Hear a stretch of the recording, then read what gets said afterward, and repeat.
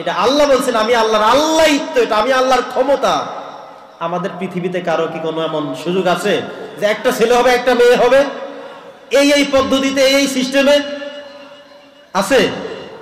কারো এমন কোন সিস্টেম জানা আছে যে এই সিস্টেমে একটা ছেলে একটা মেয়ে হবে, এই সিস্টেমে সব ছেলে হবে, এই সিস্টেমে সব মেয়ে হবে?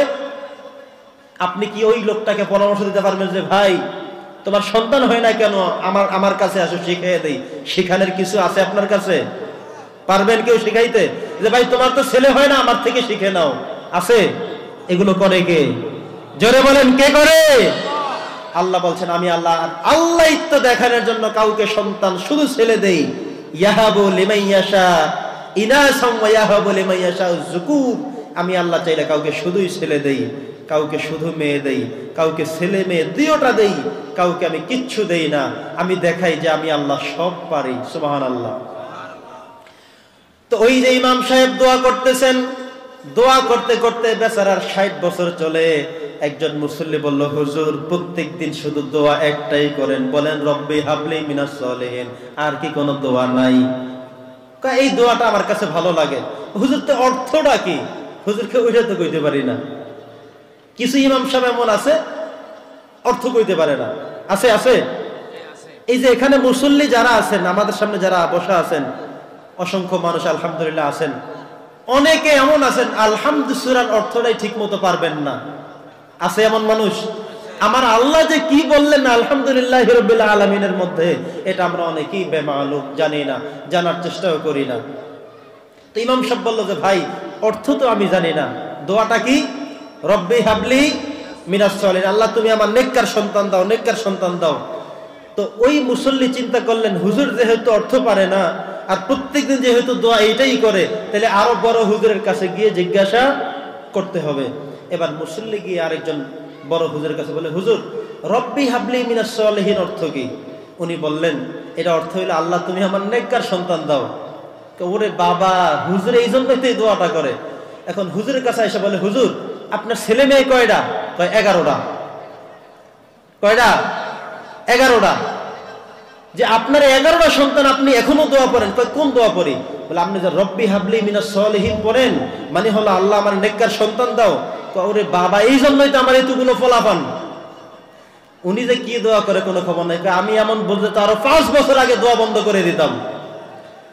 তো যেটা বলছিলাম, অনেক সময় আমরা জানি না সূরাতুল ফাতিহার মধ্যে কি বলা আছে, খবর নাই।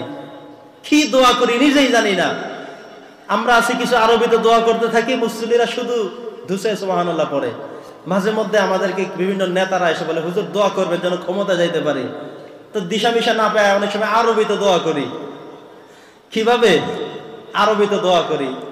পক্ষে কইলেও আল্লাহুম্মা আমিন, বিপক্ষে কইলেও আল্লাহুম্মা আমিন। কারণ এই সোজা দোয়া না করলে আবার খবর আছে অনেক সময় চাকরিও টিকে না, ঠিক কিনা বলেন? এই জন্য অনেক সময় আরবিতে দোয়া করুন লাগে। তো বন্ধুরা আমার, যেটা বলছিলাম, এ কোরআন কোন ভাষায় আসছে? কোন ভাষায়? আরবিতে আমার আল্লাহ তাআলা এই মেসেজটা পাঠিয়েছেন। কোত্থেকে? আসমান থেকে। এই কিতাবটা আসমানি কিতাব না? এটা কোথায় কিতাব? আসমানি কিতাব। এই কিতাবটা হুবহু আল্লাহ তাআলার কথা। আল কোরআনু হুয়া কালামুল্লাহ, এই কোরআনটা আল্লাহর কথা। তো আল্লাহ যে কোরআন মাজিদের মধ্যে কি বলেছেন আমাদের কোনো খবর নাই। অথচ আপনার সন্তান বিদেশ যাবে, ভিসা লাগাইছেন, টাকা পয়সা দেওয়া শেষ, নেট থেকে একটা কাগজ আসছে, আপনি এবার টেনশনে পড়ে গেলেন যে এইটা কি লেখছে। দৌড় দিয়ে রাত্র 10টা বাজে 11টা বাজে সৌদি আরব থেকে আসতে হুজুরের কাছে যেতে হবে। হুজুর লেখছে কি? কবে তারিখ লেখছে? কাজ কি? কি লেখছে? বলে কিনা বলেন? ইংরেজিতে কোনো চিঠি আসলে, ইংরেজি ভালো কে পারে তার কাছে গিয়ে অনুবাদ শুনে তারপরে বাড়িতে আসবে, এছাড়া কোনো ঘুম নাই। কিন্তু আমার আল্লাহ একটা কিতাব যে পাঠালেন, এই কিতাবটার মধ্যে শুধুমাত্র সূরাতুল ফাতিহা যে প্রত্যেকদিন নামাজে আমরা পড়ি, এই সূরাতুল ফাতিহার মধ্যেই আছে কি, সেটাও আমাদের অনেকের খবর নাই, ঠিক কিনা বলেন? কপাল পোড়া জাতি আমরা, কপাল পোড়া হতভাগা জাতি আমরা। আমার আল্লাহ কত চমৎকার কত কিছু দিয়েছেন, আমরা সেগুলো জানার কোনো খবর নাই। আল্লাহ বলেছেন আকিমুস সালাত, নামাজ কায়েম করো। আর আপনি বুড়ো মানুষ, ভোর রাতে উঠে কষ্ট করে একা একা মসজিদে চলে আসলেন, নামাজ শেষ করে তাসবিহ তাহলিল জিকির আজকার পরে ঘরে চলে গেলেন। গিয়ে দেখেন সবাই ঘুমায়, আপনি ঘুমিয়ে গেলেন। আকিমুস সালাত কি হলো? কথা বলে আকিমুস সালাত হলো? নামাজের ওয়াক্ত হলো, ইশারের নামাজ, মুয়াজ্জিন আজান দিয়েছে, আপনি দোকানদার মানুষ, দোকান বন্ধ করে নামাজ পড়তে চলে গেছেন। আকিমুস সালাত কি হয়েছে? আকিমুস সালাত মানে কি দোকান বন্ধ করে নামাজ পড়া? আপনি যাওয়ার সময় আরো দুটা, এই যে ভাই আজান হয়েছে, এই যে ভাই নামাজের সময় হয়েছে, চলেন নামাজ পড়তে। যেই কয়জনের সাথে দেখা হবে তাদেরকে টেনে বলে দাওয়াত দিয়ে মসজিদে নিয়ে যাওয়া, এটা হলো আকিমুস সালাত। এটার নাম কি? জোরে বলেন, আকিমুস সালাত। আর আপনি একা একাই শুধু নামাজ পড়লেন আর মনে করলেন, আহারে আমাকে আল্লাহ তাআলা অন্যায় থেকে সরায় না কেন? ওই দিন আপনি মনে করবেন আপনি নামাজের মধ্যে শান্তি পাচ্ছেন, আপনার নামাজ আল্লাহ কবুল করছে। যেই দিন দেখবেন নামাজ পড়লে ভালো লাগে, যেই দিন দেখবেন নামাজ পড়লে ভালো লাগবে, সেই দিন বুঝবেন যে আপনার নামাজ আপনার আল্লাহ কবুল করেছেন। এই জন্য নামাজ পড়লে শান্তি লাগে, ভালো লাগে।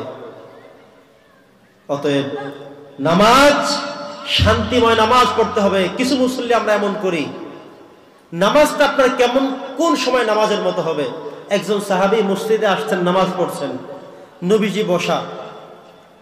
নবীজি তাকে বললেন, এই সাহাবী সল্লি ফাইন্নাকা লাম তুসাল্লি, সাহাবী নামাজ পড়ো, তুমি নামাজ পড়ো নাই। লোকটি কি নামাজ পড়ছে না? জোরে বলেন। নবীজি বসা, লোকটা এসে নামাজ পড়ে নবীজির সাথে বসে গেলেন।